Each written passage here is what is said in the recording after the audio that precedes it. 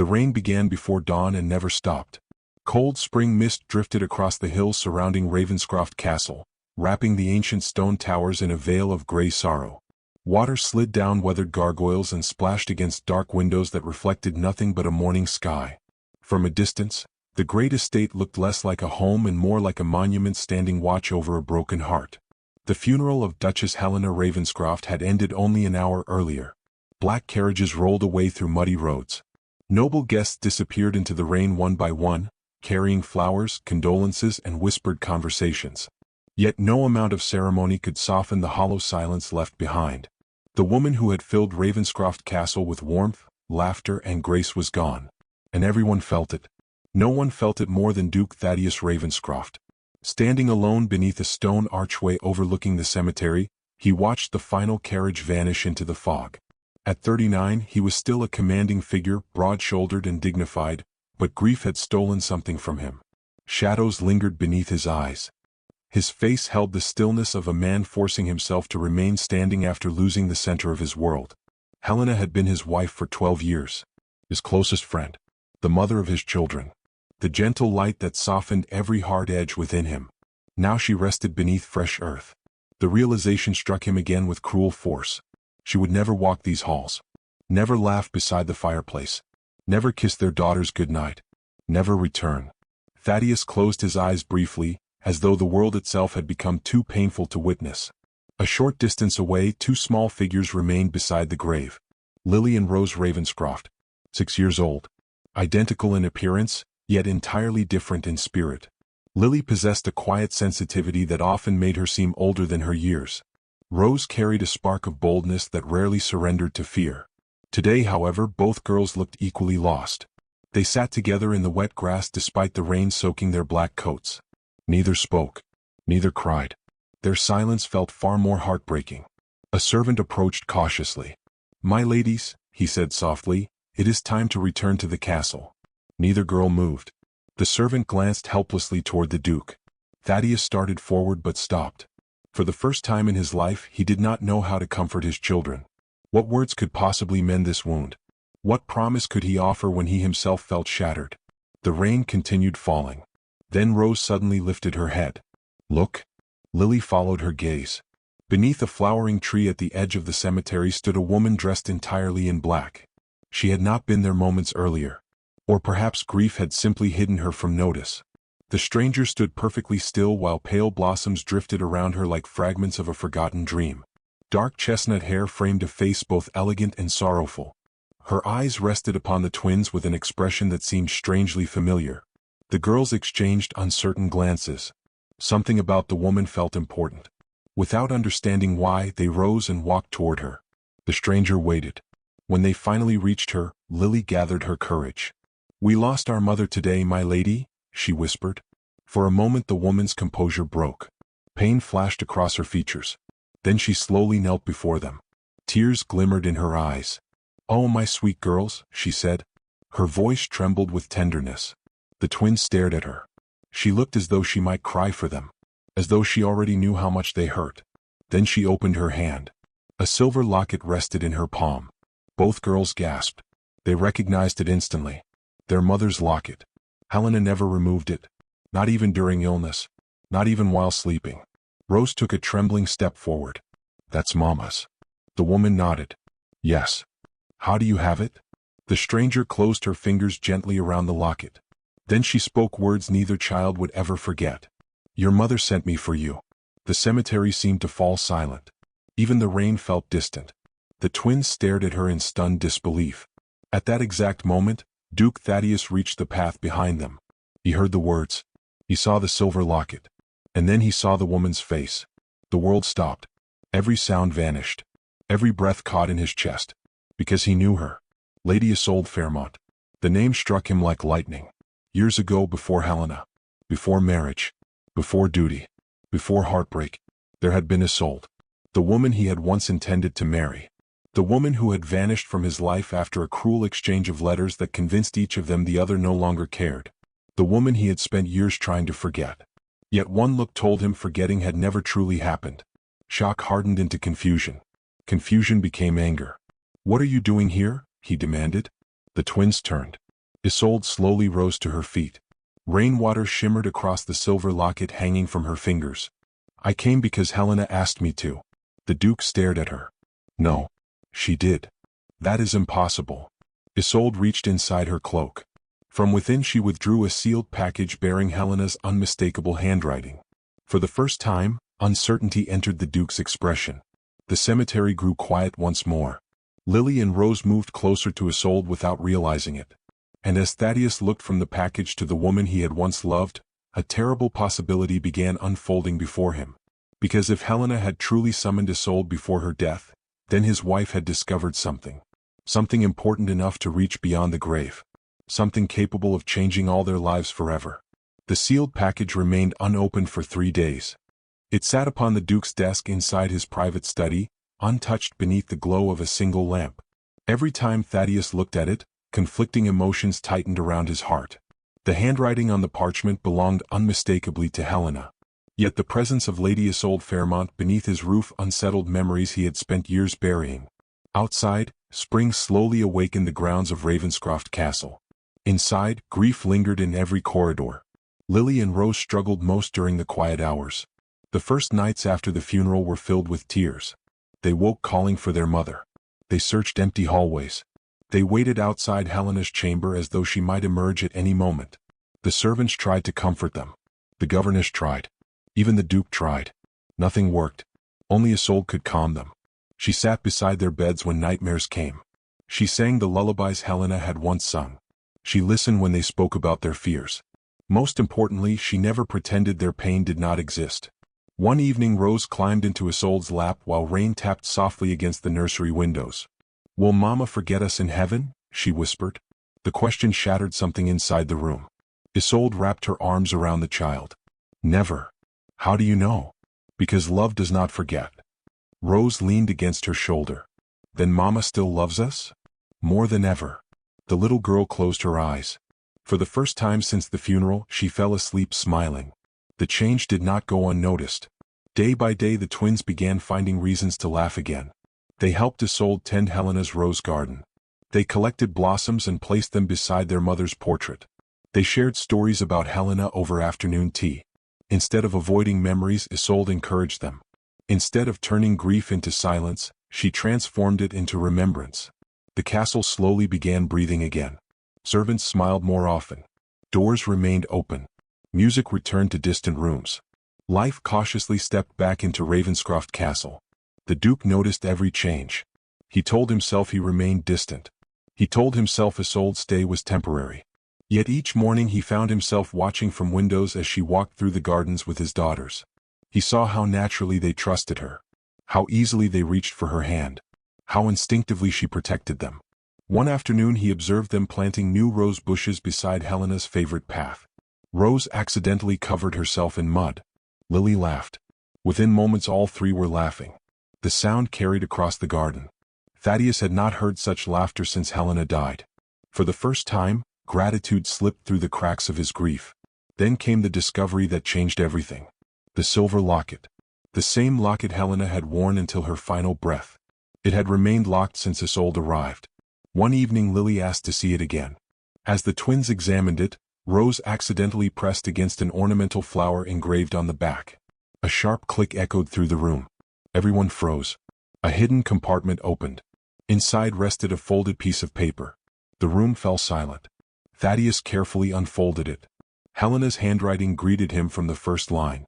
"If you are reading this, then my first secret has found you." The twins moved closer. Isolde remained motionless. The Duke continued reading aloud.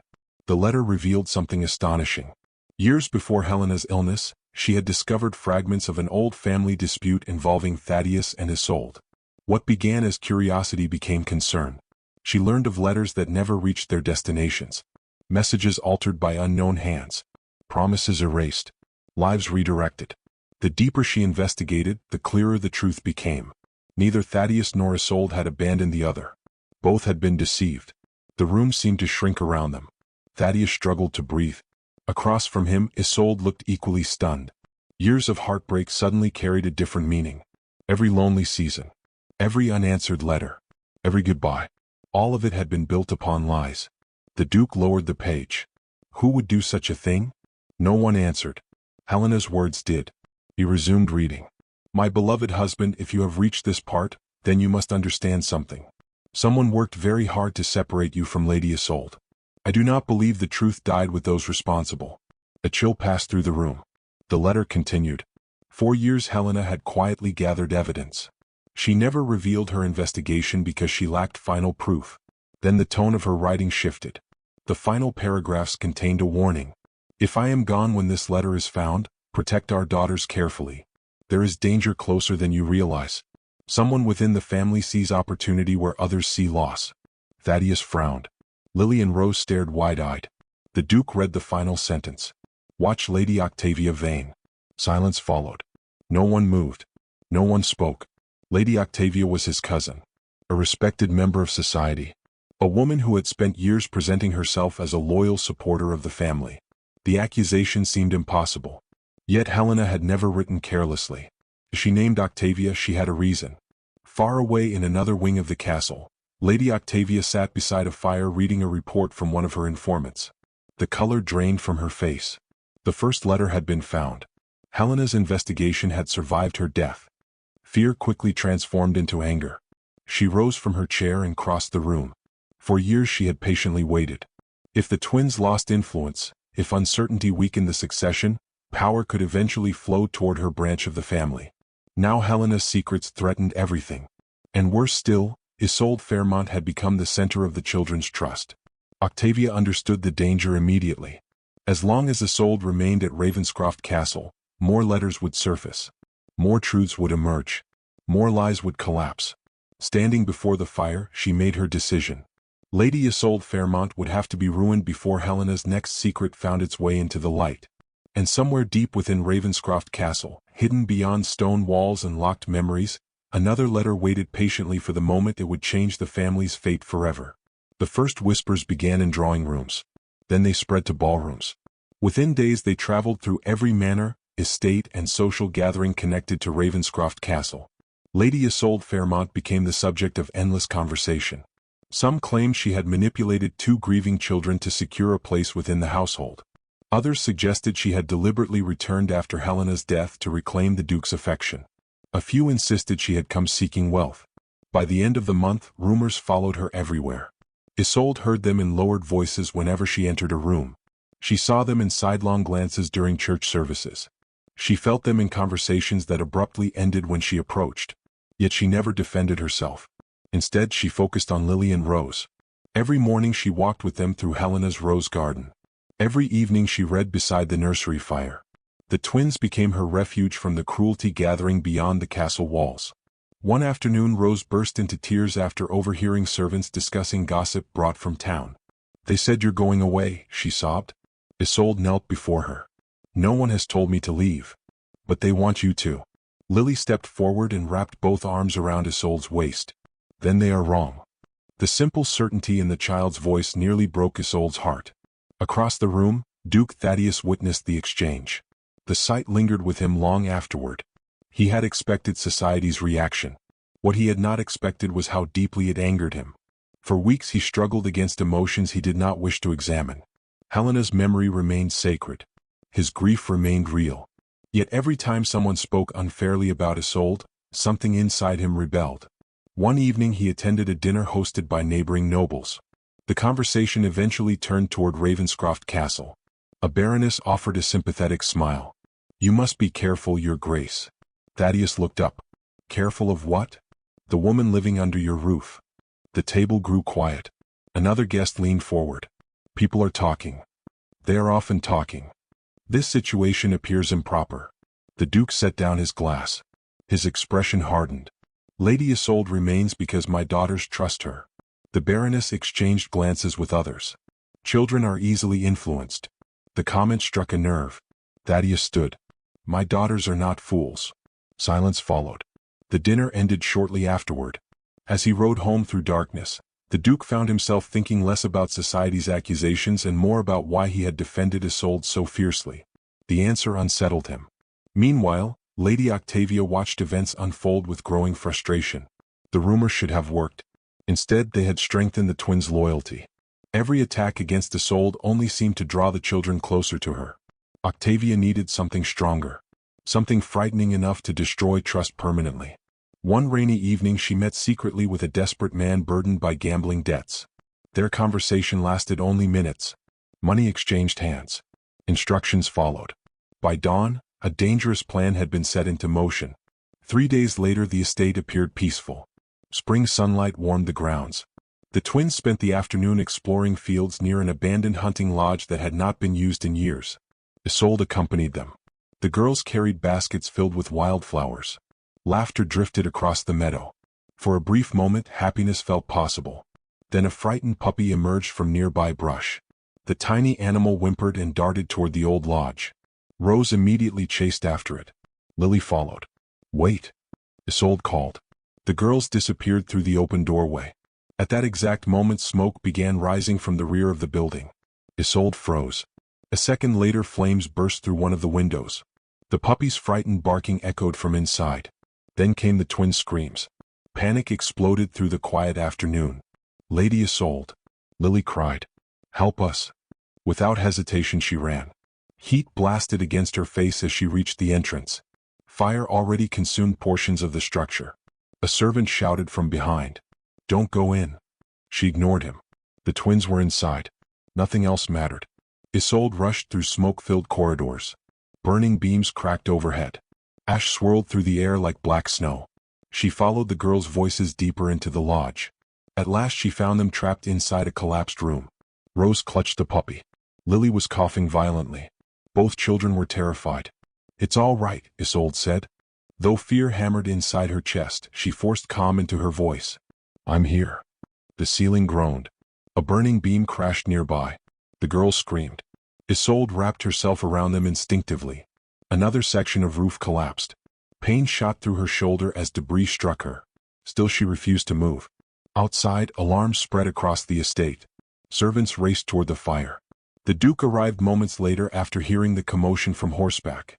The sight that greeted him stole the breath from his lungs. The hunting lodge stood engulfed in flames. "The twins," he shouted. Someone pointed toward the entrance. Without waiting, Thaddeus charged forward. Smoke choked the air. Firelight danced across collapsing walls. Then he saw them. At the far end of the room, Isolde knelt over Lily and Rose, shielding them with her own body. A burning beam crashed beside her. The Duke's heart nearly stopped. "Isolde." She lifted her head weakly. Relief crossed her face. Together they gathered the girls. Thaddeus carried Lily. Isolde carried Rose despite her injuries. The structure trembled around them. Flames climbed higher. The exit seemed impossibly far away. Then another collapse shook the building. A wall exploded inward behind them. The Duke seized Isolde's arm. "Run." They burst through the doorway moments before the roof caved in completely. The crowd erupted into cries of relief. The twins survived. The puppy survived. But Isolde collapsed onto the grass.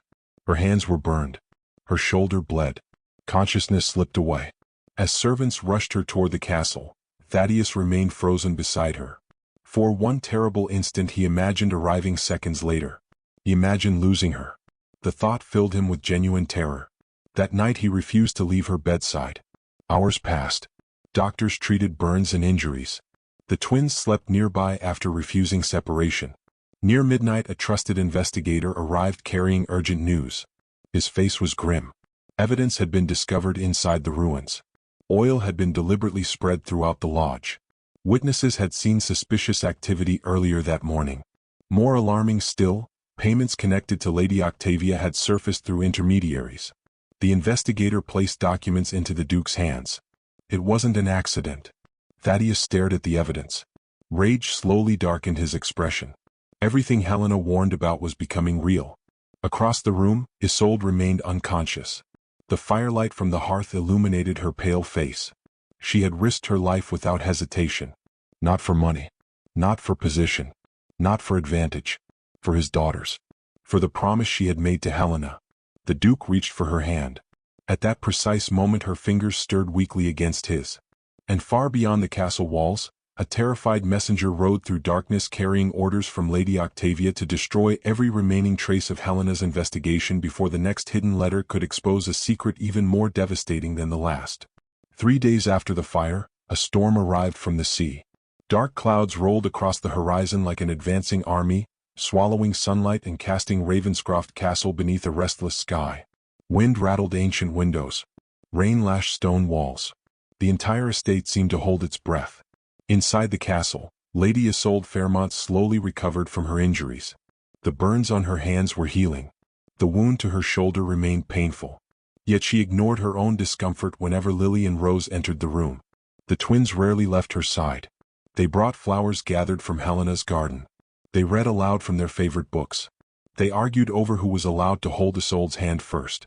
The sight warmed something long frozen within Duke Thaddeus Ravenscroft. For years he had lived according to duty. Now he found himself guided by something far more dangerous. Oh. One evening, while the storm winds moaned beyond the windows, Rose climbed onto a chair beside Isolde's bed. "I think Mama is helping us." The room grew quiet. "What makes you think that?" Isolde asked gently. Rose pointed toward a book resting on a nearby table. It was one of Helena's favorites. A volume she had often read to the girls before bedtime. Lily picked it up. As she opened the cover, a folded piece of paper slipped onto the floor. Everyone froze. The paper bore Helena's handwriting. Thaddeus crossed the room immediately. His pulse quickened as he unfolded the note. The message was brief. "If you have found this clue, then you are ready for the next one. Trust the girls. Follow my favorite stories. They will lead you where truth sleeps beneath stone." Excitement flashed through the twins' eyes. Another secret. Another piece of their mother's final gift. The search began the following morning. Helena had hidden clues inside several books scattered throughout the castle library. Some references pointed toward family histories. Others toward poems she loved. Each discovery revealed memories she had deliberately preserved. The twins became enthusiastic detectives. They raced between shelves, compared handwriting, decoded riddles.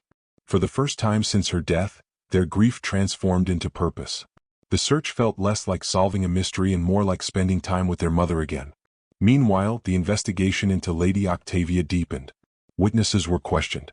Financial records examined. Servants quietly interviewed. The evidence continued growing. Yet Octavia remained free. And she knew time was running out. The final letter terrified her more than any accusation. Helena had always been observant. If she had left another message, it might contain everything. Every scheme. Every betrayal. Every hidden connection. Octavia could not allow that letter to be found. On the fourth evening, the final clue emerged.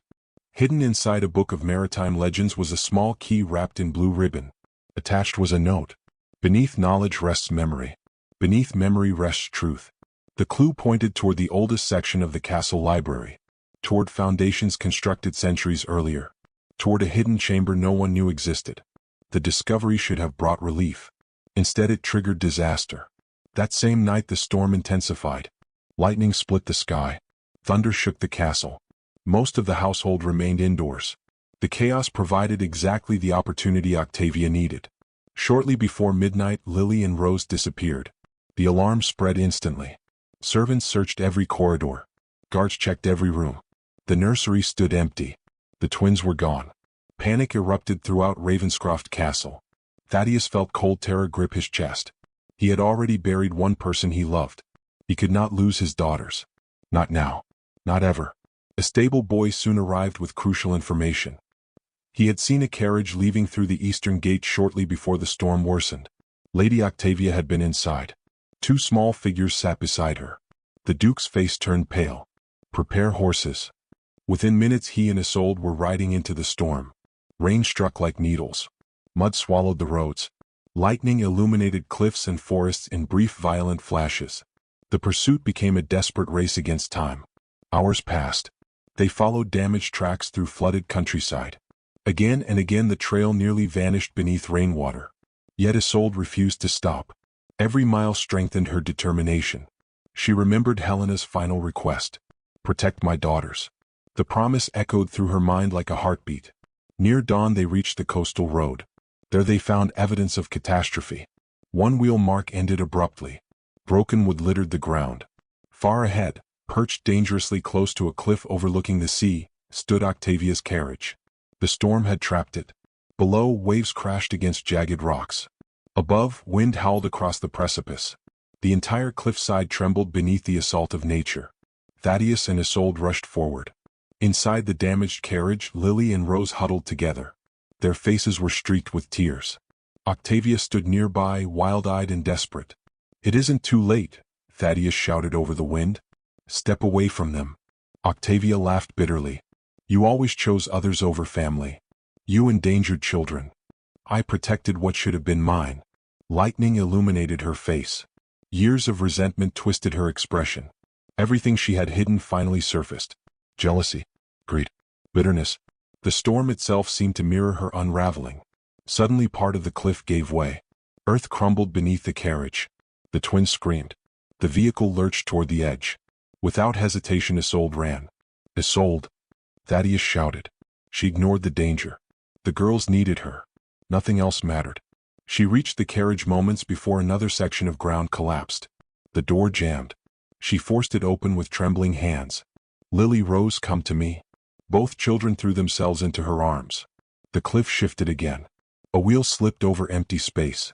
For one terrifying second it seemed all four of them would plunge into the sea. Then Thaddeus reached them. Together they pulled the twins free. The carriage slid backward. Wood splintered. Metal snapped. The entire vehicle vanished over the cliff and disappeared into crashing waves below. Silence followed. Only the storm remained. Guards arrived moments later and surrounded Octavia. At last her schemes ended. At last Helena's warning proved true. When the family finally returned to Ravenscroft Castle, exhaustion weighed upon everyone. Yet one task remained unfinished. The hidden chamber. The final letter. Guided by Helena's clues, they descended into the ancient foundations beneath the library. Behind a concealed stone door they discovered a small room untouched by time. Dust-covered forgotten shelves. A single wooden chest rested at the center. Inside lay Helena's last letter. Nothing else. No jewels. No fortune. Only words. Thaddeus opened it with trembling hands. The twins stood beside him. Isolde remained silent. The Duke began reading. "My beloved family, if you are hearing this, then you have already survived the hardest part." Tears immediately filled his eyes. The letter revealed everything. Helena knew her illness would claim her life. She knew Thaddeus and Isolde had once loved each other. She knew neither had betrayed the other. Most importantly, she knew healing would someday require courage from all of them. The final pages were addressed directly to her husband. "Do not carry guilt for loving again. Love is not a betrayal of the dead. It is the gift we leave behind." The room fell silent. Even the wind outside seemed distant. Then came the final lines. "If my daughters are smiling again, then Lady Isolde has kept her promise. Trust her as I did. Protect her as she protected our children. And if your hearts ever find their way back to one another, know that you carry my blessing." Tears streamed down Lily's face. Rose clung to Isolde. Thaddeus could no longer speak. Yet as the final word settled over the hidden chamber, another folded document slipped from the back of Helena's letter and fell onto the stone floor. A document bearing names, signatures, and proof of a conspiracy far larger than anyone had imagined. One capable of rewriting the entire history of Ravenscroft Castle. Spring returned to Ravenscroft Castle exactly 1 year after the storm. The harsh winds of grief had long since passed, leaving behind a gentler season. Wisteria draped itself across stone walls and cascading violet blooms. Sunlight spilled over gardens once neglected by sorrow. Birds nested beneath ancient eaves, and laughter once again echoed through halls that had spent too many months trapped in silence. The transformation reached far beyond the estate itself.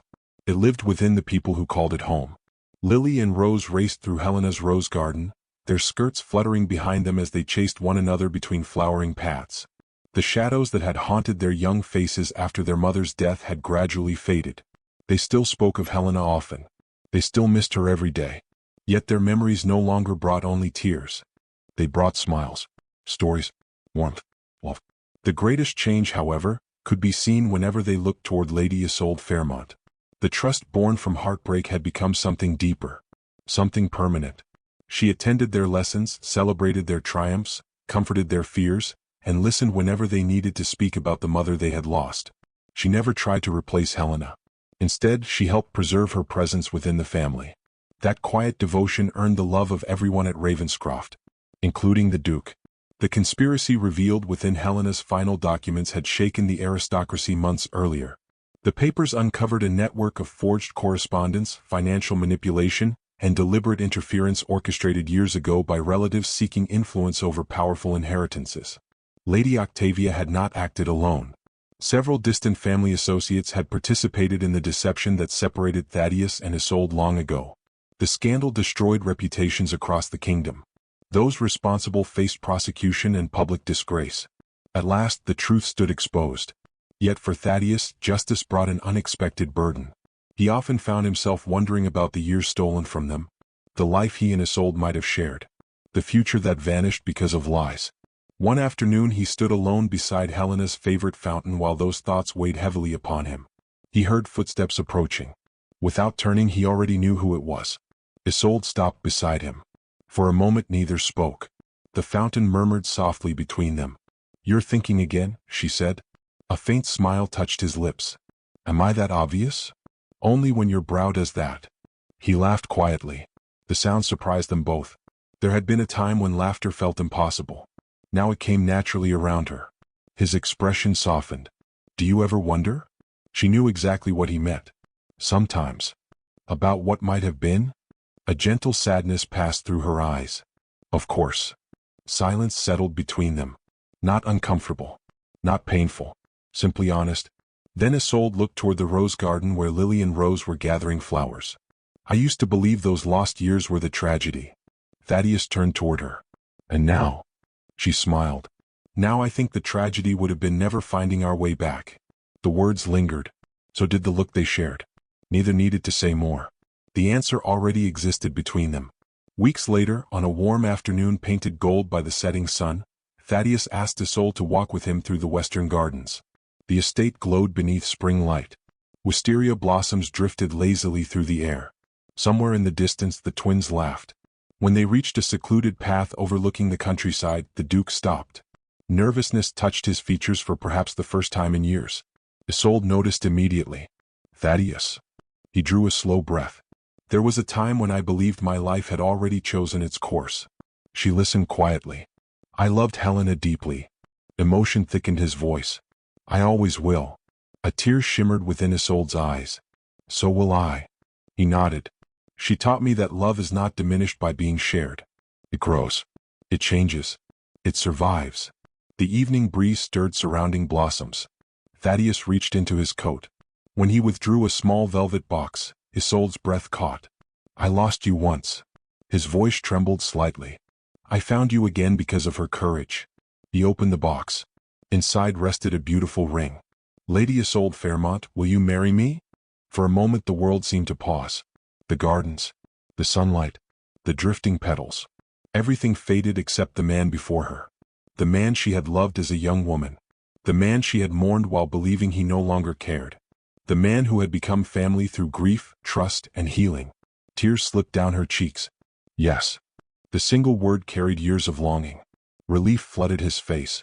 Then joy followed. When he slipped the ring onto her finger, the future finally felt real. Not stolen. Not borrowed. Earned. The wedding took place 2 months later. Guests traveled from across the kingdom. The castle had never looked more beautiful. White roses decorated the chapel. Sunlight streamed through stained glass. Music filled the air. Yet the most moving moment occurred before the ceremony even began. Instead of carrying flower baskets, Lily and Rose walked down the aisle holding a framed portrait of Helena Ravenscroft. The entire congregation rose to their feet. No one spoke. No one needed to. The gesture said everything. Helena remained part of this family. Always. When Isolde reached the altar, her gaze briefly met the portrait. A silent promise passed through her heart. Thank you. The ceremony unfolded beneath tears and smiles. When the vows ended, applause filled the chapel. The twins rushed forward immediately. Rose hugged Isolde first. Lily followed. Then Lily reached into her pocket. Carefully, she removed Helena's silver locket. The same locket that had begun everything. The same locket that carried the first hidden letter. The same locket Helena had entrusted to Isolde through death itself. Lily placed it gently into Isolde's hands. It belongs to you now. Emotion tightened Isolde's throat. I can't take this. You can, Rose said softly. Both girls were smiling through tears. Mama was right. The words struck everyone silent. Rose squeezed Isolde's hand. Then Lily spoke the sentence that neither Thaddeus nor Isolde would ever forget. She really did send you for us. There was not a dry eye in the chapel. Years passed. The promise Helena left behind continued growing. Using part of the Ravenscroft fortune, the family established an orphanage overlooking the sea. Children who had lost parents found shelter, education, and love within its walls. Above the entrance hung a simple inscription chosen by the twins themselves. Love does not end at goodbye. The words became known throughout the region. Families visited. Children found homes. Lives changed. And Helena's memory remained woven through every act of kindness. One spring evening, many years after the funeral that nearly broke them all, the family gathered beneath the flowering tree near the cemetery. The same tree where two grieving little girls had first met a stranger dressed in black. The same tree where destiny quietly changed course. Golden light filtered through drifting blossoms. Lily and Rose, older now but still inseparable, laughed as they walked ahead. Thaddeus stood beside Isolde and slipped his hand into hers. Together they watched the girls. Together they watched the castle glowing in the distance. Alive. Home. The wind carried petals across the grass and lifted them briefly into the fading sunlight. For a heartbeat, the blossoms seemed almost to dance. And as the family stood united beneath that flowering tree, surrounded by laughter, love, and the future Helena had sacrificed everything to protect, it felt as though her presence lingered among them still, not as a ghost of sorrow, but as the final architect of their happiness, smiling quietly as the family she chose fulfilled the promise beyond the grave.